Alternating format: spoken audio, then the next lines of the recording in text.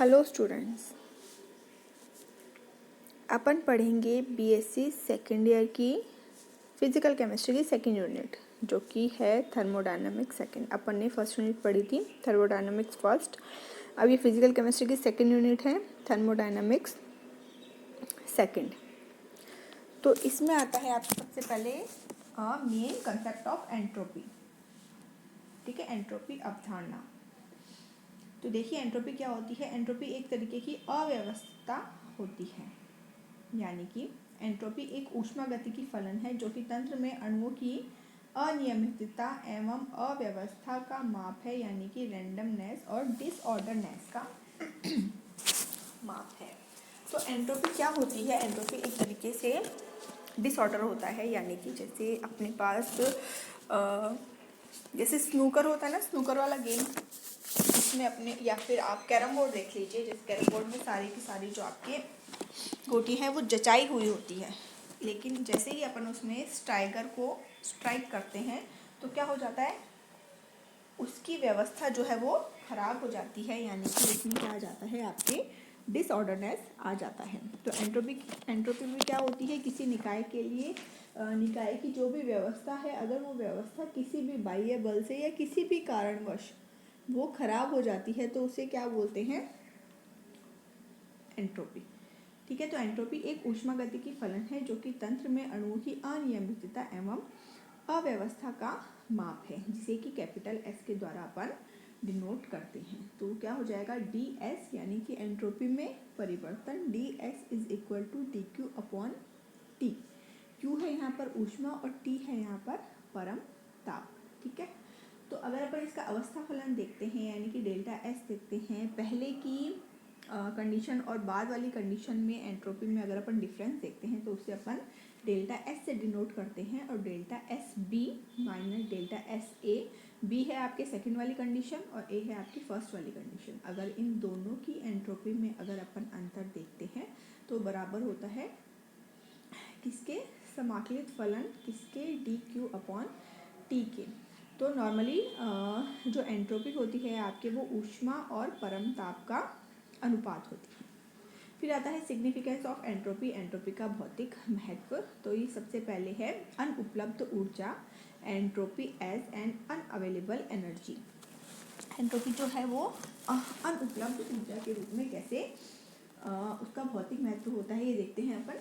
तो ऊष्मागतिकी के द्वितीय नियम के अनुसार निकाय को दी गई कुल ऊर्जा उपयोगी कार्य में परिवर्तित नहीं होती है। ऊर्जा का यह भाग अनउपलब्ध ऊर्जा कहलाता है और एंट्रोपी इसी का माप होती है। यानी कि सेकेंड लॉ ऑफ थर्मोडायनेमिक्स के अकॉर्डिंग क्या होता है, ऐसी मशीन बनाना या फिर किसी भी कोई भी मशीन उसको दी गई ऊर्जा को पूर्ण रूप से कार्य में नहीं परिवर्तित करती है, यानी कि कुछ मात्रा में है जो ऊर्जा रह जाती है। तो द्वितीय नियम के अनुसार निकाय को दी गई कुल ऊर्जा उपयोगी कार्य में परिवर्तित नहीं होती है। तो जो भाग कार्य में परिवर्तित नहीं हो रही है वह भाग अनुपलब्ध ऊर्जा कहलाता है, और एंट्रोपी जो होती है वो इसी का मापदंड होती है। ठीक है, फिर नेक्स्ट है इसके भौतिक महत्व में entropy as an order disorder phenomena. व्यवस्था अव्यवस्था फिनोमिना के अकॉर्डिंग क्या है, स्वतः प्रक्रम में निकाय व्यवस्था से अव्यवस्था की ओर बढ़ता है। एंट्रोपी इसी अव्यवस्था का माप है, यानी जो स्पॉन्टेनियस प्रोसेस होते हैं उसके अंदर क्या होता है कि उसकी जो व्यवस्था होती है वो हमेशा अव्यवस्था की ओर बढ़ता है, और इसे ही क्या कहते हैं, एंट्रोपी कहा जाता है। नेक्स्ट है इसके बाद एंट्रोपी एज प्रोबेबिलिटी, प्रायिकता के अनुबंध में। स्वतः प्रक्रम की एंट्रोपी जो है वो बढ़ती रहती है, यानी कि डेल्टा एस पहले की कंडीशन और दूसरे की कंडीशन की एंट्रोपी में अंतर, डेल्टा एस हमेशा क्या होता है, पॉजिटिव होता है, यानी कि अव्यवस्था जो है वो बढ़ती रहती है।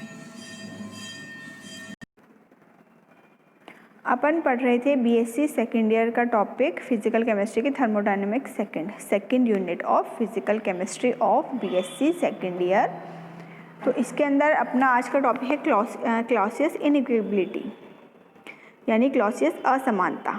यह असमानता अनुत्क्रमणीय परिवर्तन हेतु महत्वपूर्ण संबंध है, यानी कि इरिवर्सिबल प्रोसेस के लिए क्लॉसियस ने अपनी अवधारणा दी, जिसके अनुसार क्या होता है, जो उत्क्रमणीय प्रक्रम के अंदर जो कार्य किया गया होता है वो हमेशा अनुत्क्रमणीय प्रक्रम से में किए गए कार्य से अधिक होता है, यानी कि W reversible is always greater than W irreversible. Reversible process में किया गया कार्य W हमेशा ज़्यादा होता है किससे, इरिवर्सिबल प्रोसेस में किए गए कार्य से।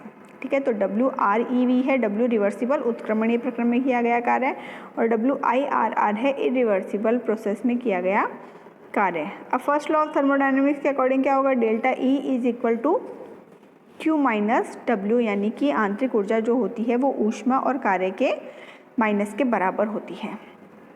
तो इसमें अगर अपन देखें तो डेल्टा E अगर अपन निकालें तो रिवर्सिबल के लिए अलग और इरिवर्सिबल के लिए अलग निकलेगी, और दोनों को अगर अपन बराबर रखें तो क्या होगा, Q reversible minus W reversible is equal to Q irreversible minus W irreversible. तो अगर कार्य हमेशा ज़्यादा है रिवर्सिबल का इरिवर्सिबल से, तो दी गई ऊष्मा भी क्या होगी, हमेशा ज़्यादा होगी सिस्टम की, किससे, इरिवर्सिबल में दी गई ऊष्मा से। ठीक है, तो आपके एंट्रोपी में परिवर्तन क्या हो जाएगा, Q रिवर्सिबल अपॉन T, यानी Q रिवर्सिबल की वैल्यू क्या आ गई, T डेल्टा S। इस पर कई बार आपके छोटे छोटे न्यूमेरिकल से पूछ ले जाते हैं। तो Q reversible is equal to T delta S, ये वाला जो फॉर्मूला है इसे कई बार न्यूमेरिकल पूछ लिए जाते हैं। Q reversible is equal to T delta S। Q है यहाँ पर रिवर्सिबल प्रोसेस की ऊष्मा, और T है यहाँ पर टेम्परेचर, डेल्टा S है यहाँ पर एंट्रोपी में परिवर्तन। ठीक है, इसके बाद ठीक है, तो हमेशा ये क्या बताया गया है कि सिस्टम की जो है आपके वो T डेल्टा S ज़्यादा होगी, इरिवर्सिबल से ज़्यादा होगी। ठीक है, तो ये नीचे इसका फॉर्मूला आता है, डेल्टा S सिस्टम की हमेशा ज़्यादा होगी किससे, इरिवर्सिबल सिस्टम से। ठीक है, तो ये है क्लॉसियस इनइक्वलिटी। नेक्स्ट अपन इसमें देखते हैं entropy as a criteria of spontaneity, यानी कि स्पॉन्टेनिटी होती है आपके स्वायत्तता के संबंध में एंट्रोपी में परिवर्तन किस तरीके से होगा। तो इसमें बताया गया है स्वतंत्र प्रक्रम क्या होते हैं, अनुत्क्रमणीय होते हैं।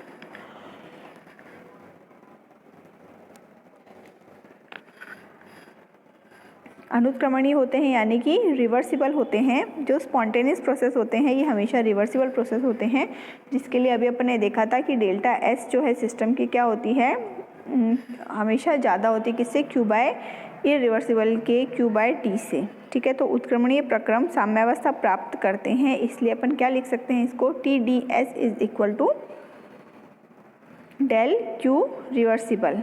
ठीक है, डेल किसके लिए लगाया जाता है, मैंने आपको लास्ट वीडियो में बताया था कि डेल किसके लिए लगाया जाता है, डेल लगाया जाता है डेल आपके लगाया जाता है सूक्ष्म परिवर्तन के लिए। ठीक है, तो प्रथम नियमानुसार यानी कि ऊष्मागतिकी के प्रथम नियम के अनुसार फॉर्मूला क्या होता है, E is equal to Q minus W। तो इनमें सूक्ष्म परिवर्तन को अपन किस तरीके से दिखाएंगे, DE is equal to del Q minus del W। तो अगर अपन को ऊष्मा निकालनी है तो अपन पक्षांतरण करेंगे, तो डेल Q की वैल्यू क्या आ जाएगी, DE प्लस डेल W। ठीक है, तो समीकरण 3 और 4 से अपन किस तरीके से बता सकते हैं कि TdS हमेशा इक्वल होता है या फिर ज़्यादा होता है DE माइनस DW से। ठीक है, तो और अगर अपन इसे 0 के सापेक्ष में लिखेंगे तो क्या होगा, TdS minus DE minus DW is greater than और इक्वल टू 0। तो DW की जगह अपन क्या लिख सकते हैं, PdV, कार्य को अपन PdV से भी व्यक्त करते हैं। तो ये क्या था आपका, यह समीकरण स्वतः रूपांतरण एवं साम्यावस्था की अवस्थाओं को क्या करता है, व्यक्त करता है। यह समीकरण स्वतः क्रिया, रूपांतरण एवं साम्यावस्था की अवस्थाओं को व्यक्त करता है। इसके बाद आता है आपके entropy change in ideal gases, जिसमें कि बताया गया है आपके प्रथम स्थिति बताई गई है जब टेम्परेचर और वॉल्यूम दो चर होते हैं, और सेकंड आपके बताया गया है जब टेम्परेचर और प्रेशर दो चर होते हैं। यानी एक बार तो टेम्परेचर और वॉल्यूम के साथ लेना है अपन को, एक बार टेम्परेचर और प्रेशर के साथ अपन इसको देखेंगे।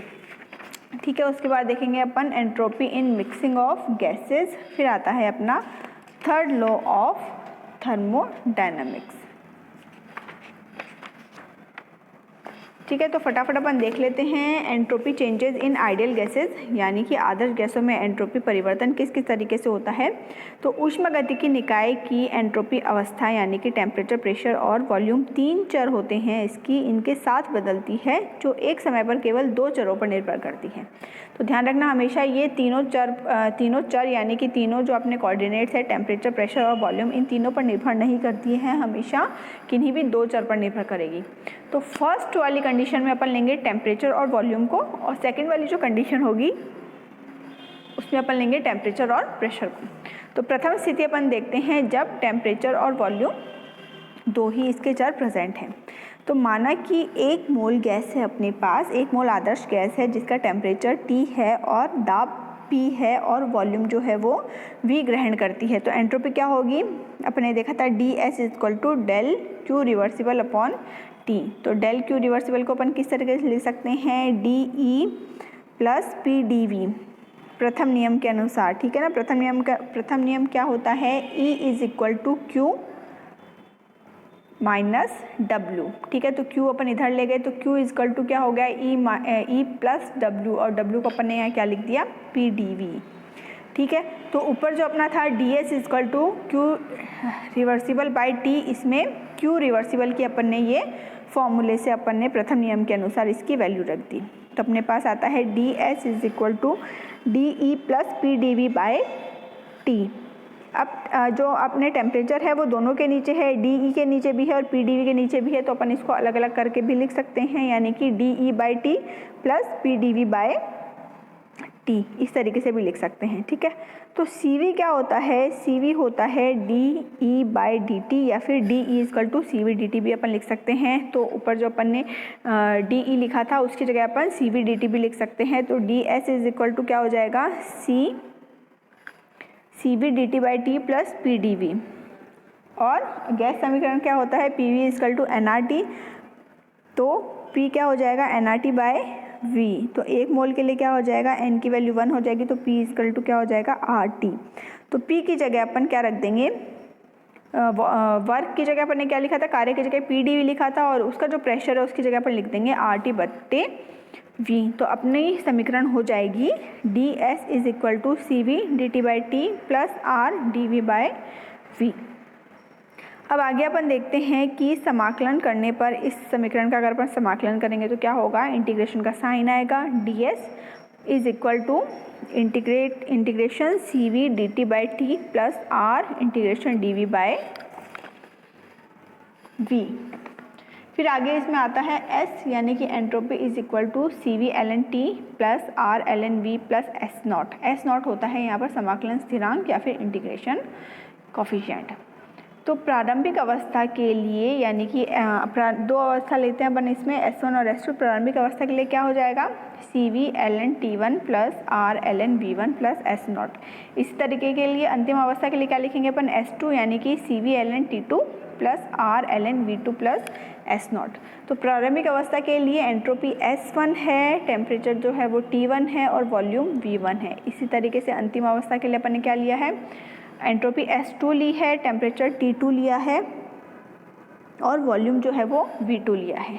तो डेल्टा S यानी कि अंतिम अवस्था से प्रारंभिक अवस्था की अगर एंट्रोपी को अपन घटाएंगे तो क्या आएगा, delta S = S2 - S1 = CV ln T2/T1 + R ln V2/V1, ठीक है। तो और अगर V1 और V2 बराबर होते हैं तो ये वाला पद क्या हो जाएगा, आपस में कैंसिल हो जाएगा, R ln V2/V1। तो अपने पास क्या आएगा, डेल SV, यानी कि 1 मोल आदर्श गैस हेतु स्थिर आयतन पर एंट्रोपी परिवर्तन किसके बराबर होगा, CV ln T2/T1 के, ठीक है। और अगर इसी में अपन दूसरी कंडीशन रख दे, पहली कंडीशन तो अपन ने क्या रखी, देखिए ये वाला जो फॉर्मूला है डेल S वाला, डेल S यानी S2 - S1, इसमें अपन 2 चीज़ें रख रहे हैं। पहले पद में तो क्या है, T2/T1 है और दूसरे में क्या है, V2/V1 है। तो एक बार अपन ने क्या किया, वॉल्यूम बराबर कर दिए V1 V2, तो अपने पास ये फॉर्मूला आ गया, ठीक है। और एक बार अपन क्या करेंगे, नीचे वाले एक फॉर्मूले के लिए टेम्परेचर बराबर रख देंगे, T1 T2 अगर अपन बराबर रखेंगे तो क्या आएगा अपने पास, डेल ST, यानी कि 1 मोल आदर्श गैस हेतु स्थिर ताप पर एंट्रोपी परिवर्तन क्या आ जाएगा, R ln V2/V1। तो इन पे न्यूमेरिकल भी पूछ लिए जाते हैं और कई बार ये जो है आपके डेरिवेशन भी पूछ लिया जाता है। ठीक है, तो ये थी प्रथम स्थिति। ठीक है, क्लॉसियस इनइक्विलिब्रिटी देखी अपन ने, जिसमें कि उसके बाद अपन देख रहे हैं entropy change in ideal gases, यानी कि आदर्श गैस के में एंट्रोपी परिवर्तन, जिसमें दो स्थिति मैंने आपको बताई, जिसमें एक में लिया अपन ने टेम्परेचर और वॉल्यूम। अब नेक्स्ट अपन पढ़ेंगे उसमें लेंगे अपन टेम्परेचर और प्रेशर, वो अपन नेक्स्ट क्लास में पढ़ेंगे। तो ये डेरिवेशन आप अच्छे से करिएगा। ठीक है, इन पे फॉर्मूला भी पूछ लिया जाता है और कई बार ये छोटा सा डेरिवेशन भी पूछ लिया जाता है। Thank you.